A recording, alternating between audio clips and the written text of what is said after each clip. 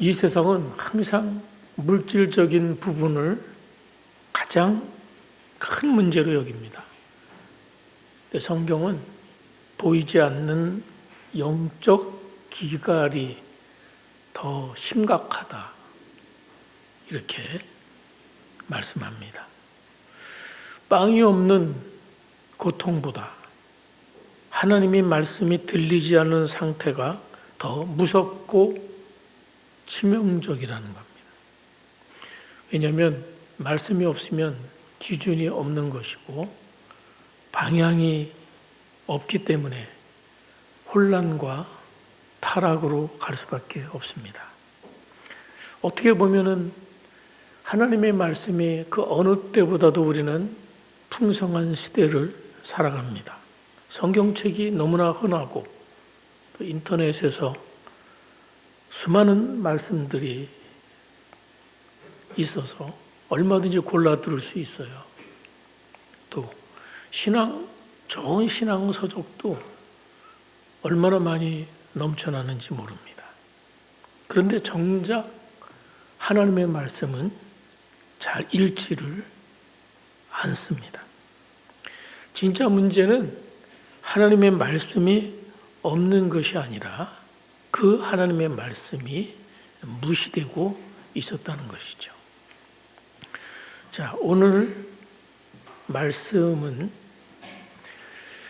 하나님의 말씀을 무시하던 시대가 하나님의 말씀을 듣기 시작했을 때 어떤 일이 일어나는지를 보여주는 말씀이죠. 느헤미야와 함께 귀한 자들은 예루살렘 성전을 재건하고 우여곡절 끝에 예루살렘 성벽도 재건을 했습니다. 이제 성전을 재건하고 성벽을 재건하고 그 후에 이스라엘 백성들은 어떻게 되었을까요? 자, 오늘 1절을 보시겠습니다. 1절 다 같이 한번 읽어볼까요? 시작. 이스라엘 자손이 자기들의 성읍에 거주하였더니 일곱째 달에 이르러 모든 백성이 일제히 수문 앞 광장에 모여 학사 에스라에게 여호와께서 이스라엘에게 명령하신 모세의 율법책을 가져오기를 청하매 2절 계속 일곱째 달 초하루에 제사장 에스라가 율법책을 가지고 회중 앞 곧 남자나 여자나 알아들을 만한 모든 사람 앞에 이르러. 보세요. 예루살렘 성전을 재건하고 성벽을 재건한 이스라엘 백성들이 일제히 수문 앞 광장에 모였습니다. 2절 보면 때는 일곱째 달 초하루라고 밝히고 있습니다. 유대인들은 출애굽을 한 그 유월절을 기준으로 만든 종교력이 있어요. 그게 이제 7월 1일인데 7월 초하루죠. 7월 초하루. 그 사람들은 이제 종교력에 따라서 그때가 새해가 바뀌는 거예요. 그러니까 7월 초하루는 1월 1일 새 아침이 되자 그들은 어때요? 일제히 수문 앞 광장으로 몰려들었어요. 그런데 누가 소집령을 내렸다는 흔적이 없어요. 소집령을 내리지 않은 사람들이 수문 앞 광장 앞에 스스로 모여왔어요. 백성들이 자발적으로 모인 목적이 무엇일까요? 그들은 하나님의 말씀이 듣고 싶어졌어요. 성전도 있고 성벽도 재건을 했는데 뭔가 채워지지 않는 게 있어요. 우리가 어쩌다가 나라가 이렇게 됐을까? 우리는 도대체 어떻게 하다가 이런 처지에 있었을까 하는 그 고민 속에서 그들이 하나님의 말씀을 발견하기 시작한 거예요. 진짜 그들 안에 무너진 것이 무엇인지 보기 시작한 것이죠. 우리가 무너진 것은 결국 하나님의 말씀의 부재 때문이구나. 우리가 하나님의 말씀을 무시했구나. 우리가 하나님의 말씀을 소홀히 했구나. 그 결과 우리는 이 모든 어려움이 우리에게 초래했구나 라는 사실을 깨달은 것이죠. 그렇습니다. 타락은 하나님의 말씀으로부터 멀어질 때 시작이 됩니다. 말씀보다 더 중요하게 무언가를 여기기 시작하면 그때 영적인 침체가 오기 시작합니다. 이제 수문 앞 광장에 모여든 이스라엘 백성들은 에스라에게 이렇게 요청을 합니다. 에스라 목사님, 모세의 율법책을 가져와서 읽어주세요. 여러분, 당시에는 성경책 한 권밖에 없었습니다. 그 당시 오늘날 인쇄술이 있어서 성경책이 많이 만들어지기 전이에요. 성경책이 한 권이거나 아니면 그 성경을 필사한 얼마 안 되는 성경이 있어서 그 당시에 그들이 에스라에게 우리에게 모세 율법책을 들려주세요 하고 요청을 했어요. 참 말씀을 읽어달라고 부탁한다는 것 참 놀라운 일이죠. 오늘 그 누구도 말씀을 읽어주세요 이렇게 유송하는 분 안 계시죠? 네. 자, 3절 보세요. 3절 시작. 수문 앞 광장에서 새벽부터 정오까지 남자나 여자나 알아들을 만한 모든 사람 앞에서 읽음에 뭇 백성이 그 율법책에 귀를 기울였는데. 자, 이제 에스라가 율법책을 들고 나와서 강단에 서서 나무 강단에 서서 성경을 읽기 시작합니다. 새벽부터 정오까지, 그러니까 한 6시간쯤 되겠죠. 한 6시간의 말씀을 읽어요. 6시간 동안 말씀 읽어요. 아마 요즘 그렇게 하면 다 도망갈지 모르겠어요. 제가 90년대 중반 그리고 2000년대 초 중국에 가서 말씀을 몇 번 전한 적이 있어요. 그때 중국에 가서 말씀 전할 때 처음에는 저는 한국 생각하고 말씀을 딱 1시간 전했어요. 그때 사람들이 놀라는 거예요. 왜 이렇게 빨리 끝내냐고. 그러면 얼마나 더 하냐고. 2시간은 해야 되는데 2시간. 보통 오면 막 3시간도 한대 예배를. 그래서 그때는 이제 중국이 이제 막 복음이 막 들어가면서 막 이제 지하교회들이 막 부흥하고 하던 그런 시기예요. 그때는 얼마나 사모함들인데 성경만 읽어도 역사가 나타나던 그런 시절이에요. 제가 그래서 그 다음번엔 갔을 때 사흘 동안 성경을 가르쳤는데 한 번 가르칠 때 3시간씩 해요. 또 밥 먹고 또 하고. 그래서 사흘 동안 창세기 50장을 다 끝내고 왔어요. 3일 만에. 그 기억이 저는 지금도 생생해요. 그래서 워낙 사모하는 마음으로 모이니까 막 3시간씩 해도 지루하지가 않은 거예요. 그 전하는 자나 듣는 자나.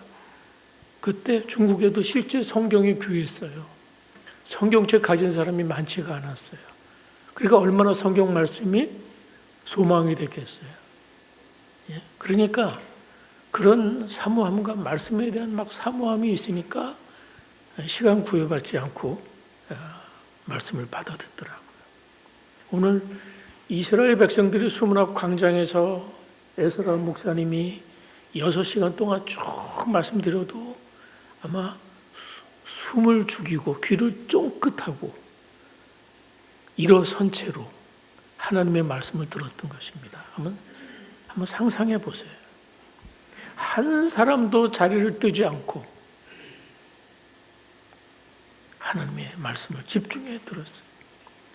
그리고 5절 표현에 의하면 에스라가 성경을 펼 때 어떻게 했어요? 백성들이 다 일어났어요. 오늘 왜 일어난지 아시겠죠? 이제 다음 주에도 일어나고 앞으로도 좀 일어났으면 좋겠어요. 확실히 일어나면 좀 집중이 되고요. 설교도 일어나 들으세요. 저 뒤에 온유가 지금 일어서서 성경을 듣고 있습니다.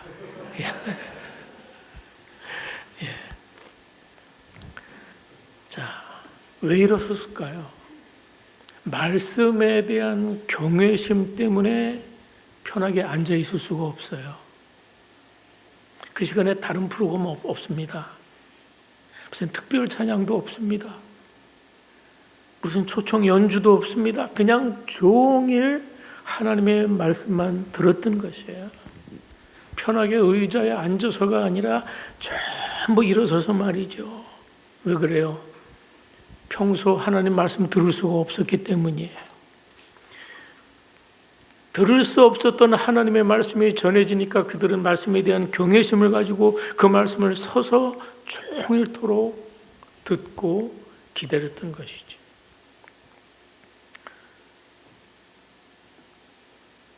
그래서 유대인 랍비들은 이런 말씀에 근거해서 하나님 말씀이 낭독되는 동안은 일어서야 된다라는 규칙을 만들었어요.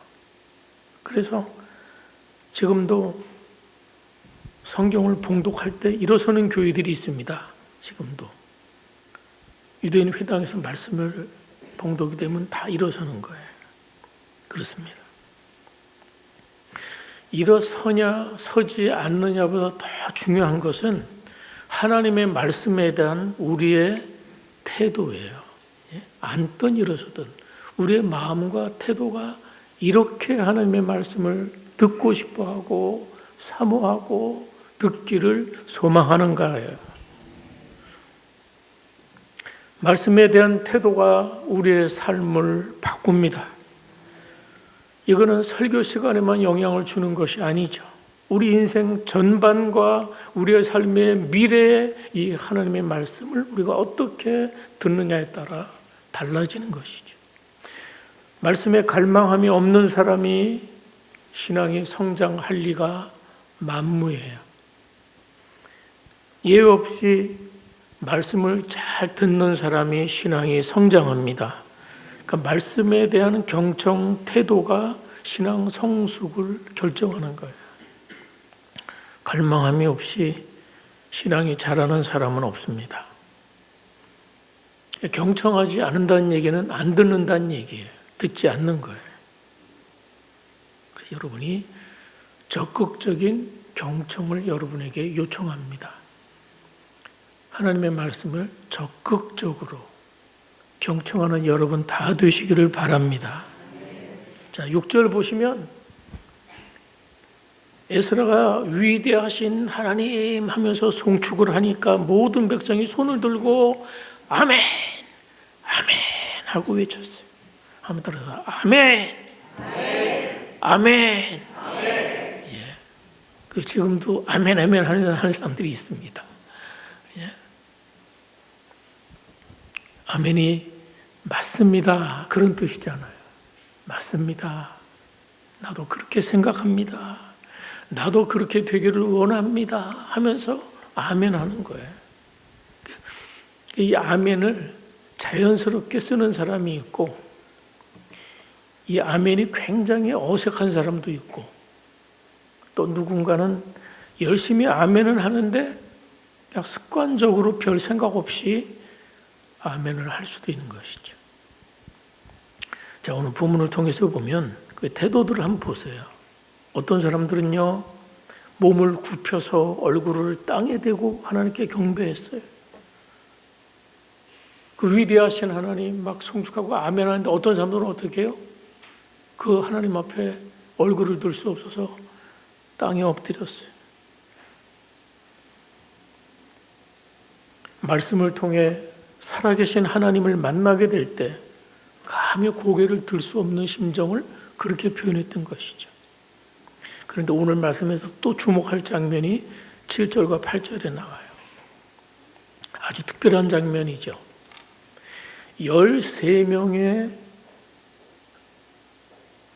성경 선생들과 레위인들이 백성들 사이를 돌아다니면서 그 백성들 사이에 있으면서 에스라가 말씀을 이렇게 낭독하면 어떤 부분은 어렵잖아요. 그 부분을 어떻게 해설을 해줬어요. 에스라가 낭독한 하나님의 말씀을 해석해 줬어요.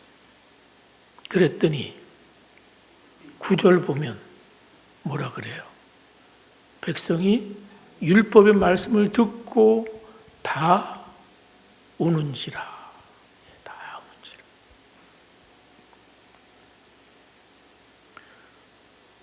왜 울었을까요?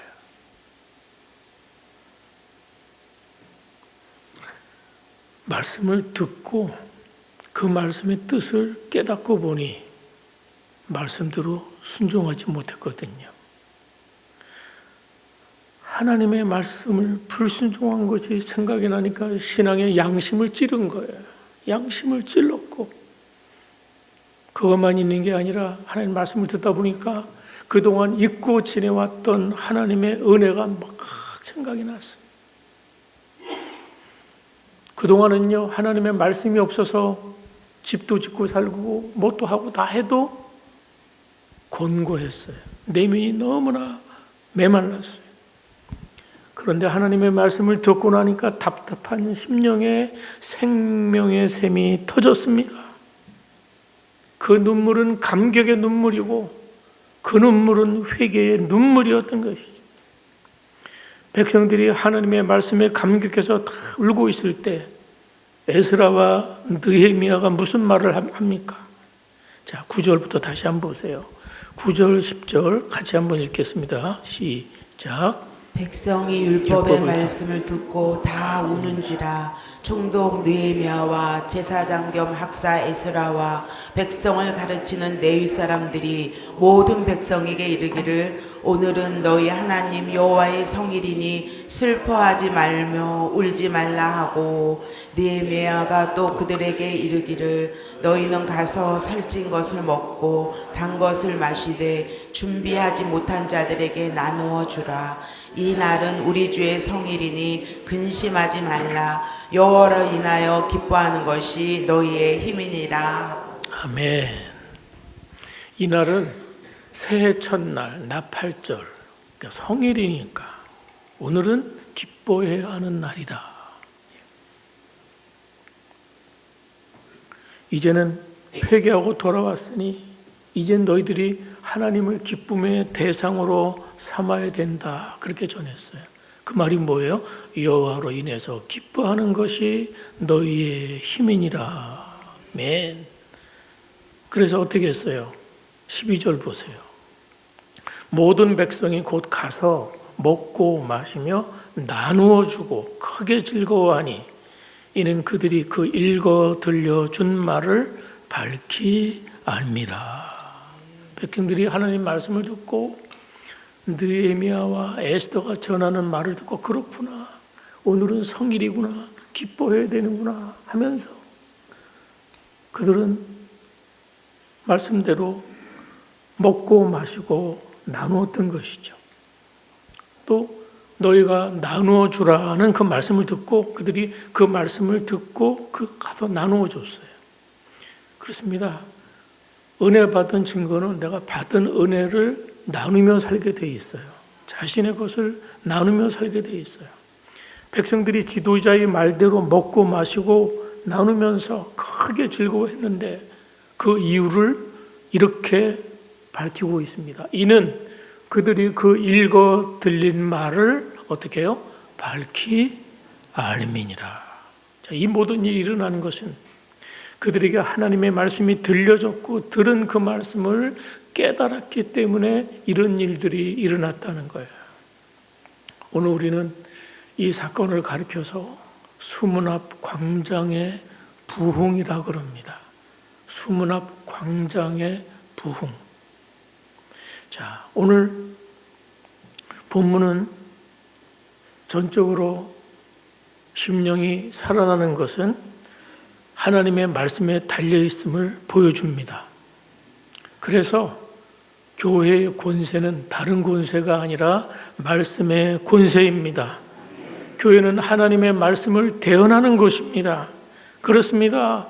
하나님의 말씀만이 죽은 영혼들을 살립니다.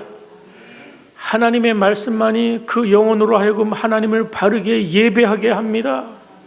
하나님의 말씀이 없는 곳에 하나님이 말씀하지 않으시면 참된 예배는 일어나지 않는 것이에요.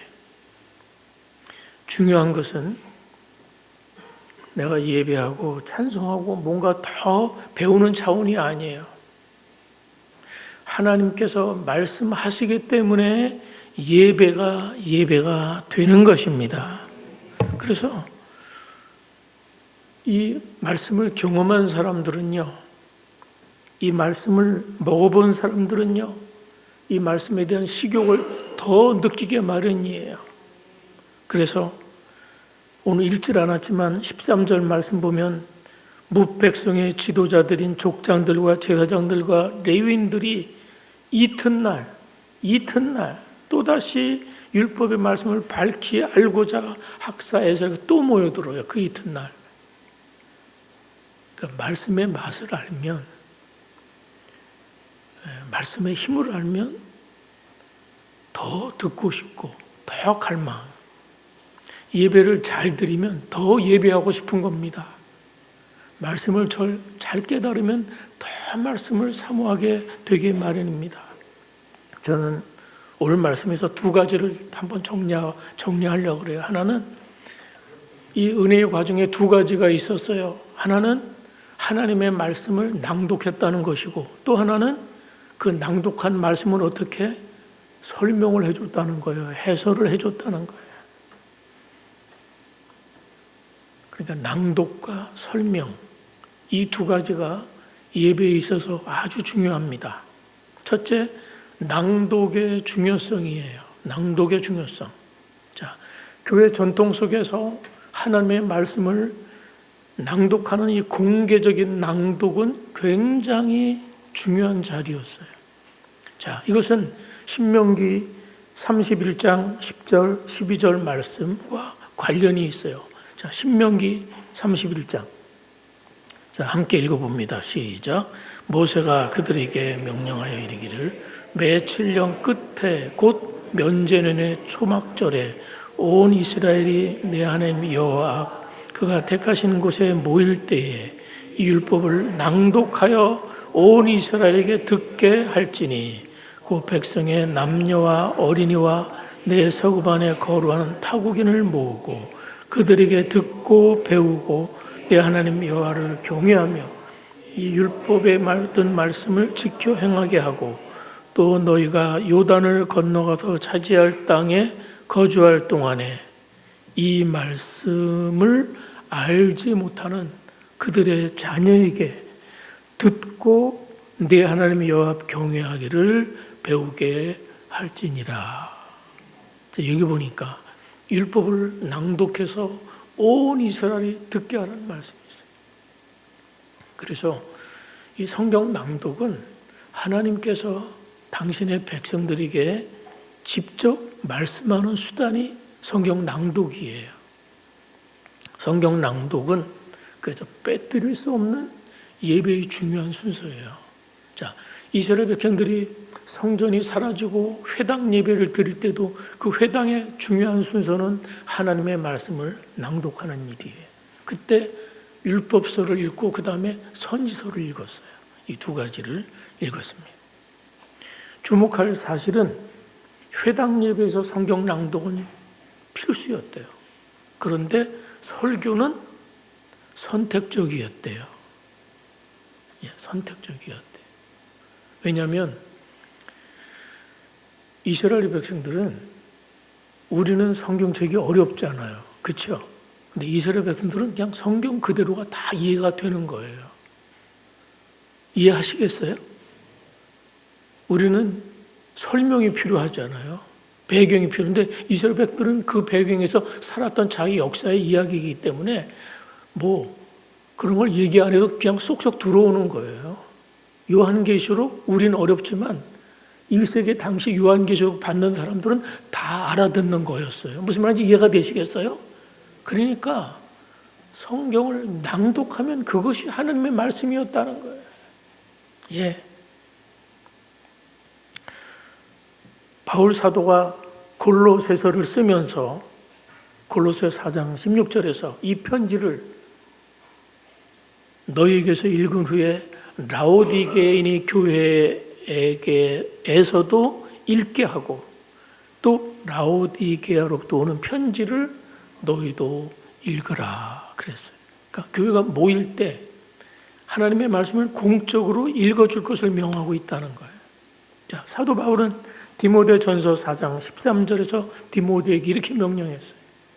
내가 이를 때까지 읽는 것과 권하는 것과 가르치는 것에 전념하라. 분명히 이 말씀을 공개적으로 읽는 것을 강조하고 있다는 것이, 읽는 것, 권하는 것, 가르치는 것 지금 구분하고 있죠.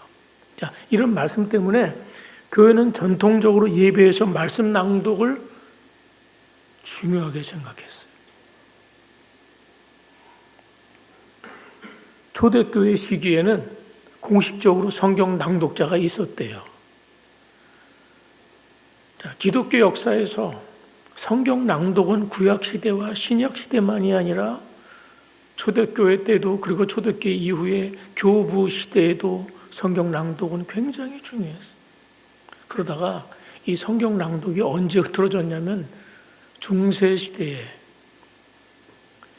이 성경 낭독이 쇠퇴했어요. 그때는 성경 번역도 안 했고 평신도들 손에 성경 읽는 것도 금지할 정도였기 때문에 하나님의 말씀이 굉장히 무시가 됐어요. 성경 낭독이 교회에서 사라졌어요. 그러다가 언제 또 부활했을까요? 종교개혁 시대에 성경 낭독이 부활을 한 겁니다. 그래서 마틴 루터나 존 칼빈이나 지빙글리나 이런 개혁자들은 예배에서 말씀을 예전으로 성경 낭독의 중요성을 굉장히 강조했어요. 그래서 성경 낭독은 중요한 예배 요소예요. 우리가 성경 낭독 또 하는 시간이 있습니다. 언제 있습니까? 예배 시작하고 나서 뭐 해요, 우리가? 교동문 낭독을 해요. 맞죠? 주로 시편, 교동문 낭독을 하고 있잖아요. 예. 그래서 아직은 중요한 순서예요. 시편을 우리가 같이 오늘도 시편 읽었잖아요. 그 낭독이 굉장히 중요한 거라니까요. 예. 공적으로 성경을 낭독하는 것은 우리가 공개적으로 그리고 공동으로 하나님의 말씀을 듣는 기회예요. 그리고 그 말씀을 낭독하고 들음으로 우리는 강해집니다. 그래서 저는 오늘 여러분께 제안하는 것은 우리가 성경 다 읽으시잖아요. 다 읽고 계시죠. 그런데 읽으실 때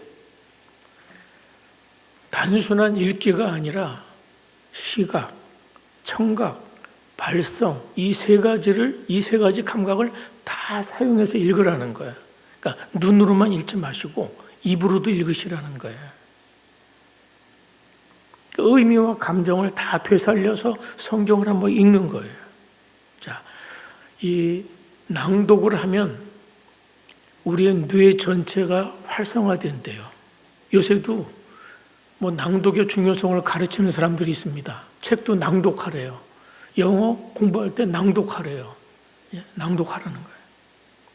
눈으로 보고 귀로 들으며 그 다음에 뇌로 이해를 하고 입으로 감정을 담아서 표현하는 겁니다. 자, 그렇게 할 때 우리 뇌가 활성화, 이 소뇌가 자극이 된대요. 예? 치매 예방에도 물론 좋겠죠. 예. 노인 유치원에 가면요, 노인 유치원 있잖아요, 요새. 노인 유치원에 가면 그 낭독하는 시간이 있어요. 예, 읽는 시간이. 예. 자, 우리 조상들은요, 이미 이 낭독의 중요성을 알았던 것 같습니다. 서당에 가면 뭐 했어요? 낭독을 한 거예요. 하늘 천 따지 가무련 두루왕 하면서 소리를 내서 낭독하는 거예요.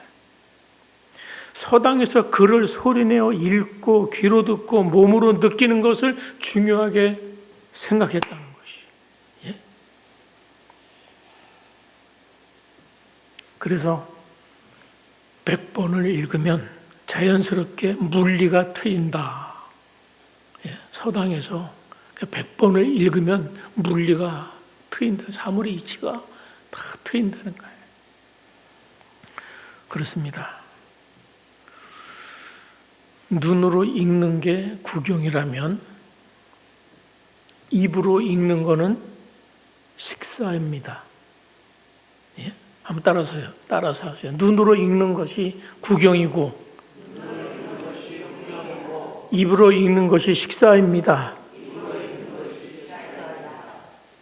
여러분, 음식을 차려놓고 구경만 하지 않습니다. 예? 음식을 딱 차려놓고 눈으로 구경만 합니까? 음식을 먹으면 여기 단백질이 얼마가 들어가 있고 탄수화물이 몇 g이고 영양가가 뭐가 있고 잘 안 따지잖아요. 그냥 먹어요. 예. 그냥 먹으면 어떻게 돼? 소화가 되고 살이 되고 피가 되는 거예요. 예. 그러니까 우리가 낭독을 하는 것은, 소리내서 읽는 것은 내 영혼이 밥을 먹는 행위라는 거예요. 소리내서 읽으면 내 귀가 듣고 그 소리가 내 혼과 영을 울리면서 영적인 양식이 됩니다. 아시겠습니까? 그래서 앞으로 매일 성경을 여러분 묵상하실 때도 본문을 제가 늘 강조하는 게 3번 읽으라는 거예요. 한 번 눈으로 읽고 한 번은 소리를 내서 읽으라는 거예요. 소리를 내서 읽고 또 한 번은 또 마음으로 또 한 번 느끼면서 읽고, 그러면 하나님의 말씀이 달라집니다. 소리를 내서 읽어보면 또 달라요. 예, 소리를 읽어보면 또 달라요. 그래서 오늘 숙제로 내드리는 거니까 집에 가서 이제 성경을 소리내서 읽으시기 바랍니다. 낭독을 하시기 바랍니다. 말씀을 읽을 때 역사가 일어납니다. 말씀을 읽기만 해도 치료가 일어납니다. 예? 특별히 여러분 시편 낭독을 좀 그렇게 하시면 좋겠어요.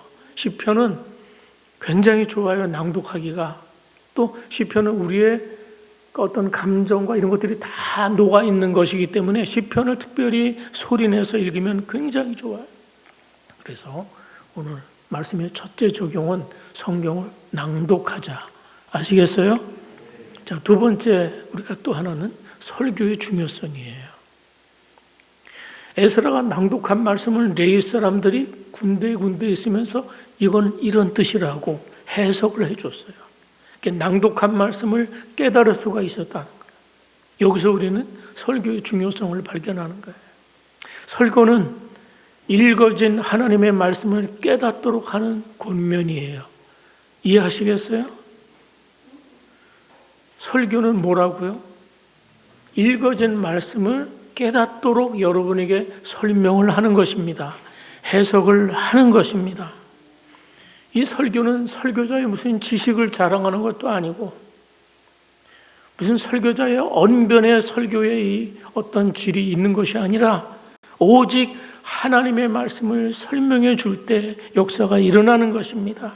사랑하는 여러분, 여러분이 이 설교를 통해서 하나님의 말씀을 바르게 깨달을 수 있기를 바랍니다.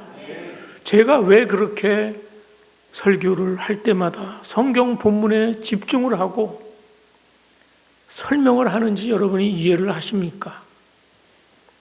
본문의 문맥과 역사적인 상황을 무시하고는 성경을 바르게 깨달을 수 없기 때문이에요.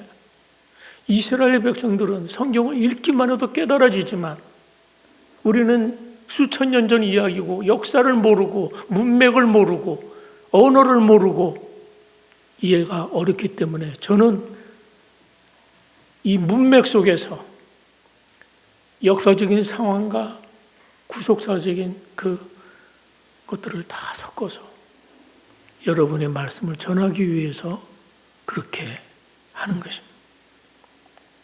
그래서 어떻게 보면 딱딱할 수 있어요. 지루할 수도 있어요. 어떤 분이 그러더라고요. 우리 교회 나온 지 얼마 안 되는 분인데 그분이 저한테 그러더라고요. 목사님 설교 들으면 꼭 성경 공부하는 것 같아요. 그런데 처음엔 이상하더니 그게 너무나 좋더라고요. 그러더라고요. 너무 좋대요. 예. 여러분, 한 개념을 가지고 어떤 주제를 가지고 설교를 하면 그건 쉬워요. 예.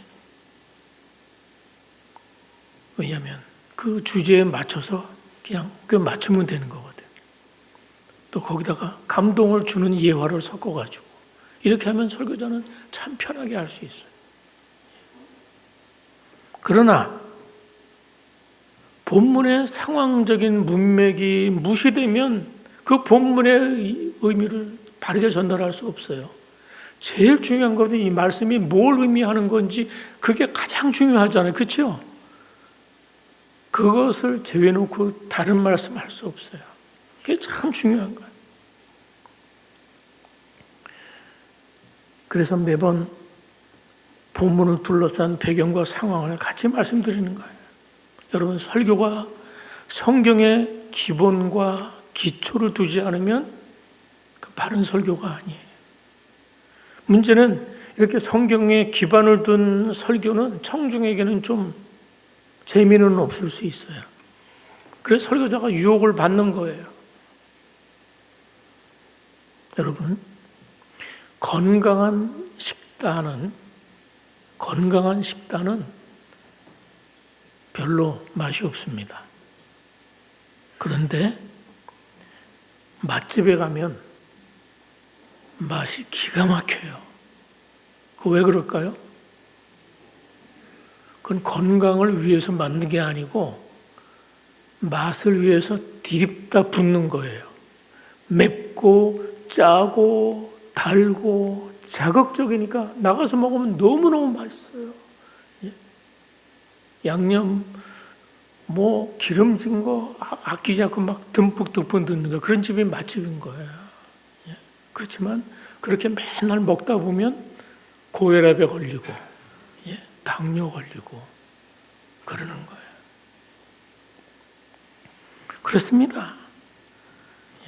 하나님 말씀 듣는 거 똑같아요. 건강한 식사는 말씀에 근거한, 말씀에 집중하는 소리예요. 자, 설교가 하는 일이 무엇일까요? 설교가 하는 일은 그 성경을 통해 그리스도를 드러내는 것입니다. 그리고 그 성경을 통해 복음과 은혜를 드러내는 일이 설교자가 하는 일이에요. 주님께서 요한복음 5장 39절에서 너희가 성경에서 영생을 얻는 줄 생각하고 성경을 연구하거니와 이 성경이 곧 내게 대하여 증언하는 것이니라 했어요.